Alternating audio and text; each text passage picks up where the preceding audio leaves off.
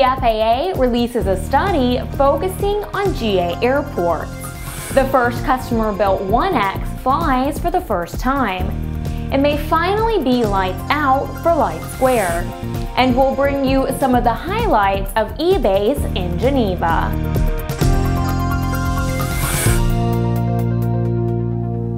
I'm Ashley Hale. Welcome to Airborne on Aero TV. The FAA has just released a report called General Aviation Airports, a National Asset, which was compiled following an 18-month study to capture the many diverse functions of general aviation airports. As a result, the agency says the general public will have a better understanding of GA airports in the community and within the national air transportation system. This in-depth analysis highlights the pivotal role GA airports play in our society, economy, and the entire aviation system. The FAA has conducted previous commercial service airport studies and now has analyzed both aviation segments with the completion of this GA study. The report is designed to help the FAA, state aeronautical agencies, and airport sponsors make planning decisions. The agency plans to further study some GA airports to better understand their role. The FAA will begin working in the fall of 2012 with airport sponsors and state aeronautic divisions to identify the activities these 497 airports support and how they serve the public interest. The first customer-built example of the new Onex single-place folding-wing aerobatic sport aircraft has flown for the first time. Bill Fisher of Jackson, Tennessee, flew his AeroVee-powered standard gear Onex on Thursday, May 10th. Bill received the fourth Onex kit sold by Sonex Aircraft, shipped on August 5th, 2011. Sonex introduced the clean sheet design airplane at Oshkosh in 2010. The Onex is a simple and economical single-place all-metal aircraft design that promises to continue the lineage of outstanding Sonex aircraft sport pilot performance, and it's fully aerobatic.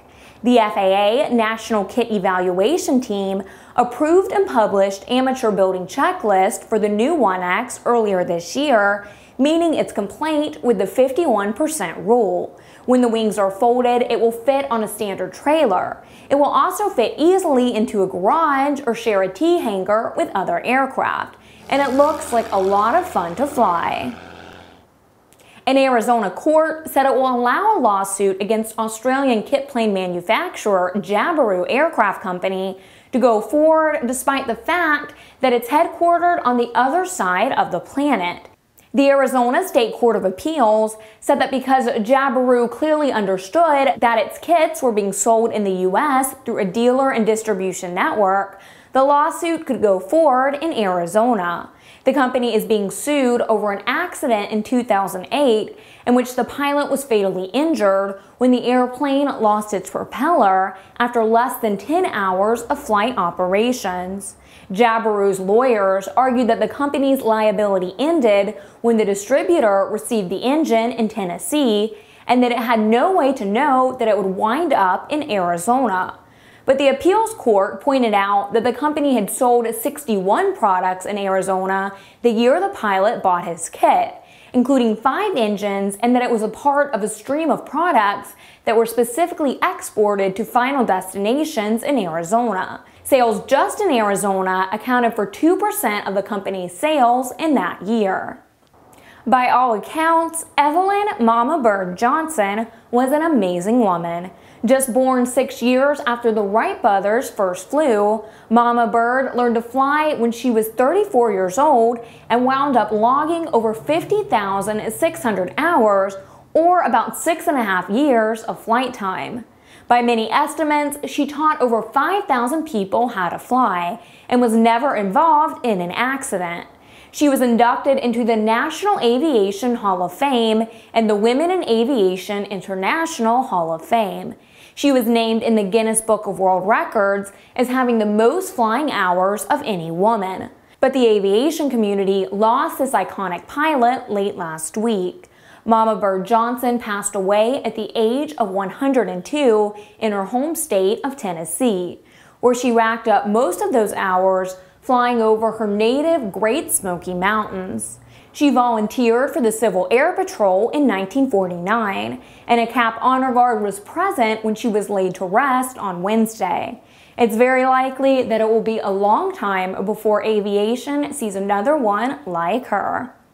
You're watching Airborne, more in a moment.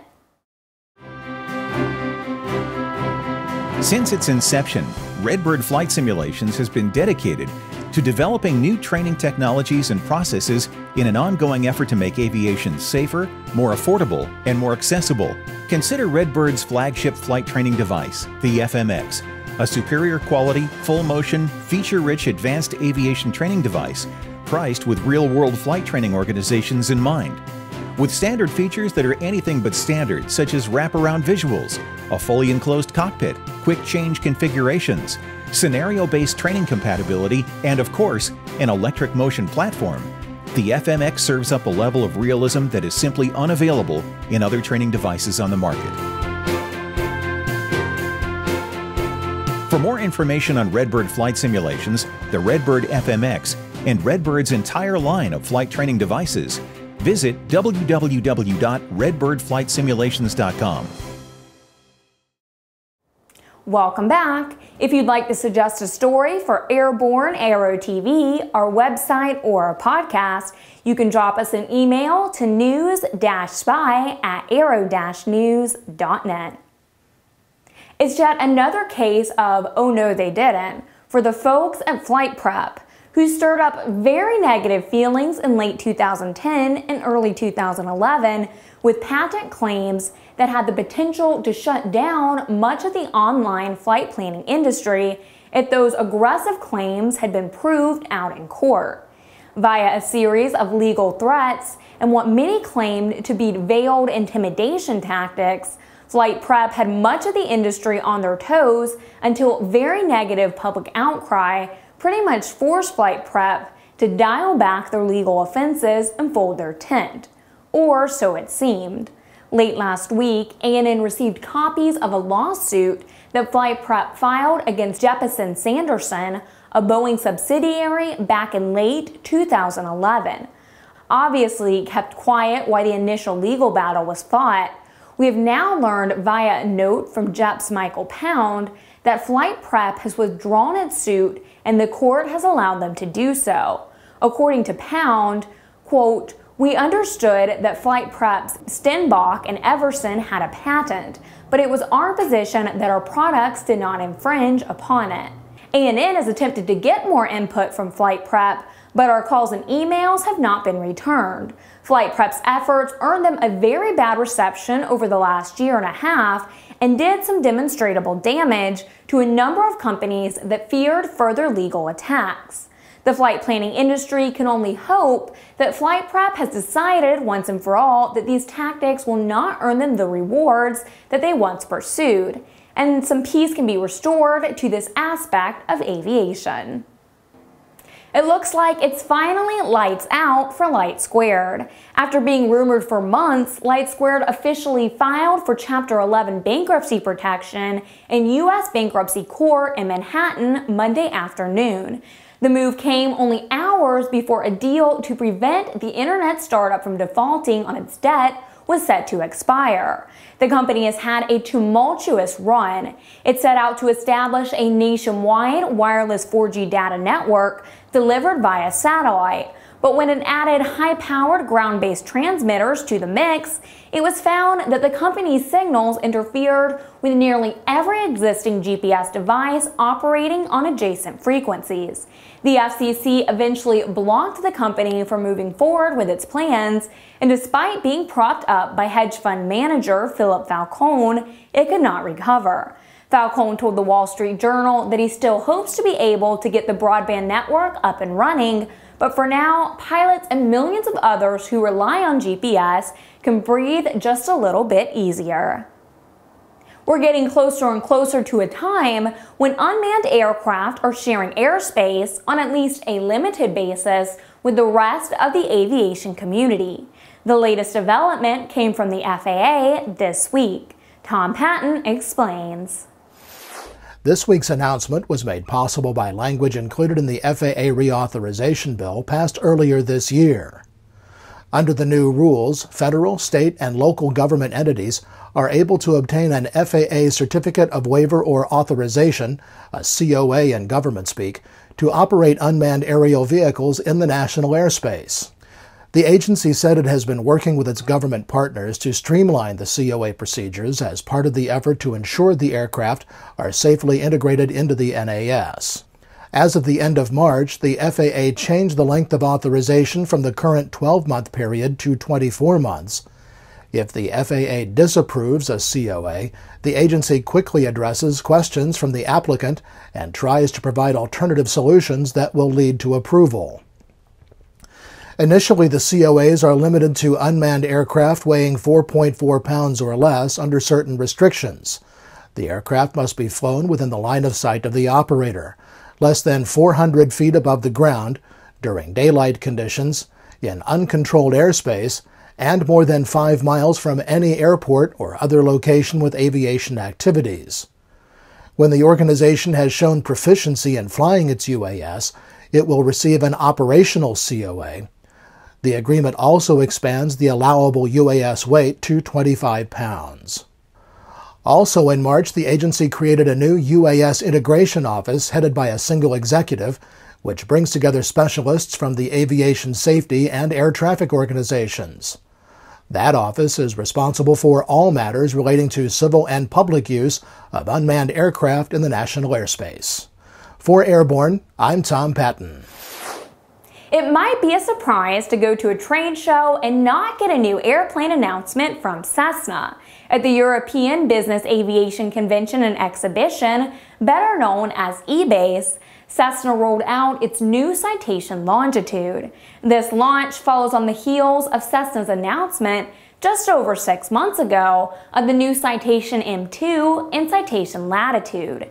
Cessna is positioning the Longitude as a long-range biz jet, with a 4,000 nautical mile range and a maximum speed of 0.86 Mach. Cessna says the Citation Longitude will make a non-stop flight from New York to Paris, London to Dubai, or Beijing to Moscow.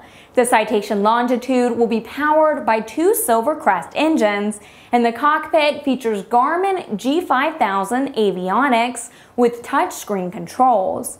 The list price for the airplane is just a tick under $26 million. Entry into service is expected in 2017.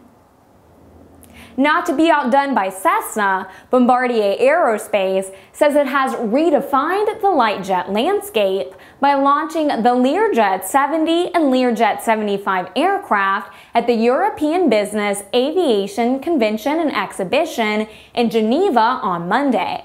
The new Learjet 70 and Learjet 75 aircraft build on legendary Learjet strengths and successes while leveraging Learjet 85 aircraft technology. The jets will feature a new modern design interior, a next-generation cabin management system, the Vision flight deck with the Garmin G5000 digital avionics suite, superior aircraft performance, and low operating cost. Entry into service is scheduled for the first half of 2013. Upon entry into service, the company says the aircraft will be supported by a maintenance program designed to allow customers to operate to a generous 600 flight-hour fixed inspection interval at Bombardier's growing worldwide customer services infrastructure. In just a moment, ANN's Jim Campbell puts out the call for your input in our weekly Barnstorming commentary. I'm Ashley Hale, and you're Airborne on Aero TV. Avidyne is the brand of choice for pilots who want innovative, easy-to-use avionics. And the new IFD 540 GPS Navcom sets a new standard for simplicity in communication and LPV navigation. As a slide-in replacement for existing 530 series navigators, and with a highly intuitive touchscreen control, the IFD 540 makes it much easier to access the information you want when you want it, reducing head-down time and making flying more enjoyable. Finally, you have a choice, and the choice is easy. Avidyne. Thanks for joining us. It's time for this week's Barnstorming commentary. As anyone who reads reviews and can tell, we're big fans of outside critiques and commentary. But as much as this industry needs the input of aviators and aviation professionals all over the world, it also needs your active participation and the Aviation Association's willingness to make your input more and more a part of their activities and processes. ANN's Jim Campbell is here to explain. Thanks, Ashley. Hi, folks. Well, those of you who have read or reviewed ANN are probably well aware of the fact that we not only have opinions, but we enjoy the opinions of others, and we featured a number of them on Aero-News and Aero-TV and on Airborne over many months and years, especially when they disagreed with those that we thought were popular or even our own, because when things are in contention, at least politely, amazing things happen when people who disagree start talking about why and how and wherefore and so forth. So I wanted to talk a little bit about the process. We've had a couple interesting stories this week. We had EAA's handling of the AirVenture situation.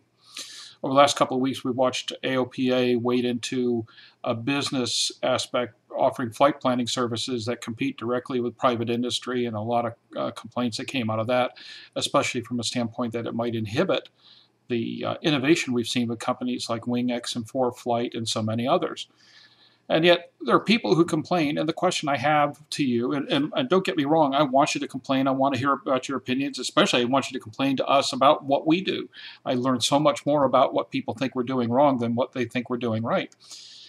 But there's this process of complaining, and it's only valuable when people participate. And this is the thing I'm seeing more and more. It's easy to be in the cheap seats and throw rocks. It's really easy. Take my word for it. At the same time, it's more valuable when somebody not only has a point or a conviction, but is willing to back it up and get involved and be part of that process. That's what I want to emphasize. For God's sakes, let's hear from you. But more important, especially as we're trying to transform a business from a failed model, which is what aviation is now, into something that can work for the future, we need your input, but we need your participation. But let me also turn this around on the associations. We can't elect the leadership of AOPA. We can't elect the leadership of EAA. They've got these weird convoluted systems whereby certain people can be a part of it and not be a part, and I think that's wrong too. If we're all going to be a part of this, and if we're going to be participants, we need to be allowed to be more participatory. And this is one of the things I want to emphasize to the associations. Bring us in.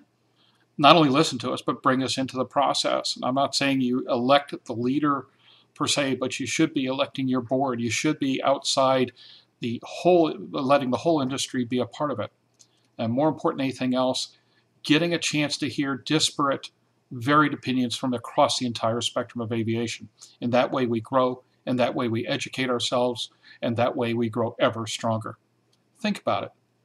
Complain, critique, participate, and welcome that participation.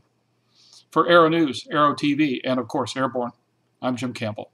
Now go fly something. Go. See you later.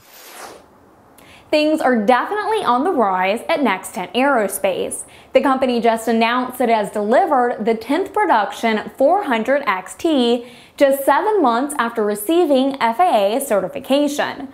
The company says it plans to deliver 32 aircraft by the end of 2012. Now that production is fully underway, Nextant's staff is up over 150. Each aircraft requires almost 6,000 man-hours to produce due to the extensive remanufacturing process.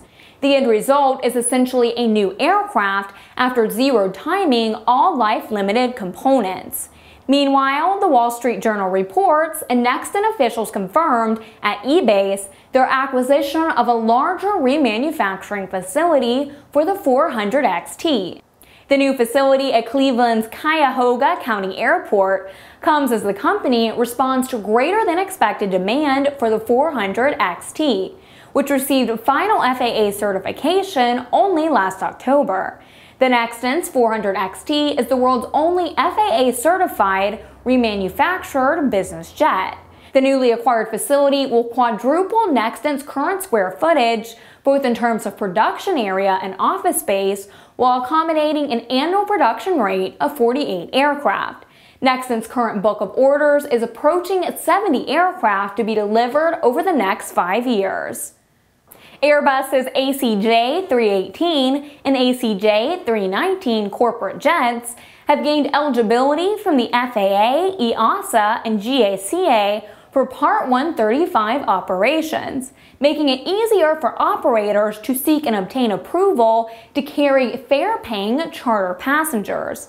Typically, charter operators must undergo a more demanding approval process similar to Part 121, the more comprehensive process required for airline approval. The simpler requirements of FAR Part 135 recognize that business jet operators typically carry fewer passengers, fly less frequently, and operate in a less demanding environment. While the operator has to apply for Part 135 approval, the aircraft also need to comply with several requirements, and that eligibility is what has been granted to the Airbus corporate jets.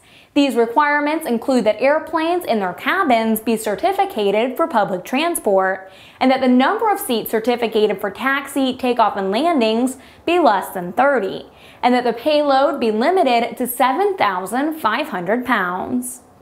The FAA has granted an amended STC to Avidyne for the MLX 770 two-way worldwide Iridium data link transceiver, which extends its approved model list to include Pilatus and Diamond aircraft.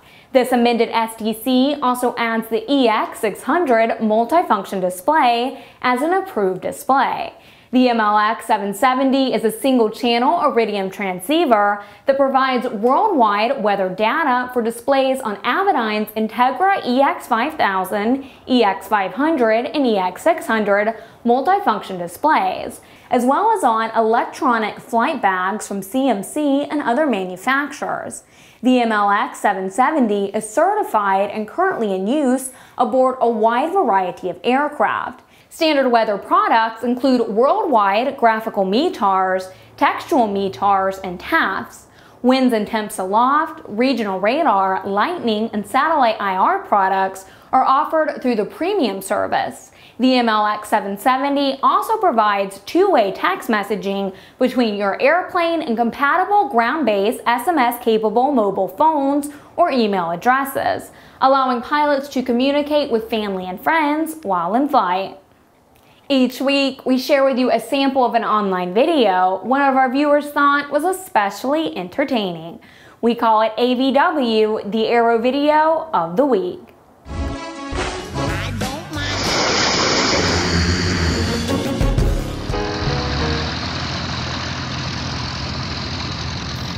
This week, we jump into the Aero time machine and watch a video of Dick Rutan flying one of Bert's innovative designs, the Defiant.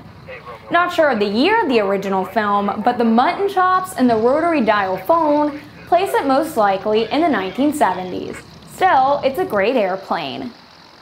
To find this video, go to YouTube and search for Bert Rutan Defiant. The full video runs about 12 minutes in length. And if you have a suggestion for a future Aero video of the week, send us a link to news-spy@aero-news.net. Finally this week, a 44-year-old American man created something of a feline frenzy recently when he tried to check 19 cats onto his flight from Rome to New York, Italy's ANSA news agency reports. His plans went awry when the airline told him that it would accept no more than 4 cats.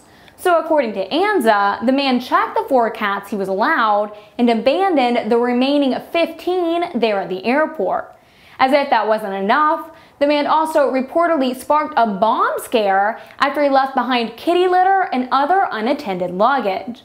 But the Lufthansa website, which was the airline involved, does not mention a limit on how many animals can be transported by a passenger. It goes without saying that security would like to get their paws on the perpetrator. And Italian police said that even though he left for the United States, he could still be charged in absentia with cruelty to animals. Get comprehensive, real-time, 24/7 coverage of the latest aviation and aerospace stories anytime at aero-news.net. And join us again next week for another edition of Airborne here on Aero TV. I'm Ashley Hale. Thanks for watching. See you next week.